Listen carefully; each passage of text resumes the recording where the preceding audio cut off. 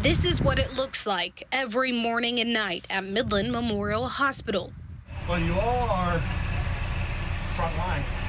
As dozens of Federal Emergency Management Agency nurses and respiratory therapists head off to their 12-hour shift. A shift they repeat 6 days in a row, away from their homes and families. We'll typically see FEMA come in hurricanes and other natural disasters, fires, those kind of things. Federal resources will be brought in from the Federal Emergency Management Association. So with our situation, it is different. We've never really had FEMA out here before. But in this case, what the hospital is dealing with is an emergency.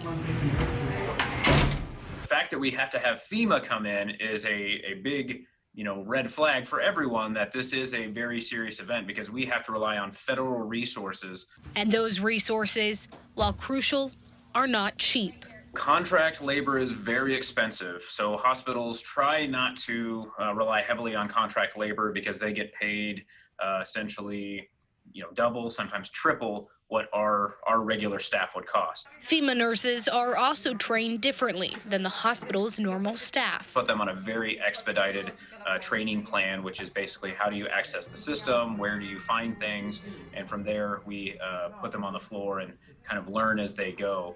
Whereas our normal process, we have a fellowship here, a nationally accredited fellowship for our nurses that onboard. That usually takes several months, months of understanding the competencies, understanding the population, specialty procedures, all of those things that normally would go into it to make it a successful long-term career here.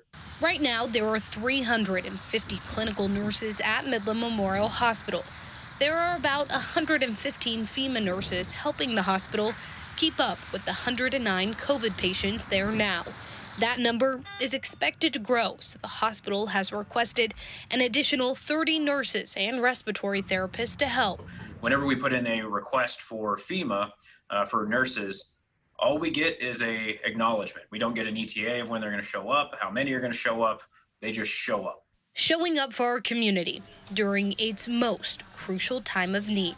Reporting in Midland, I'm Sammy Steele, News West 9.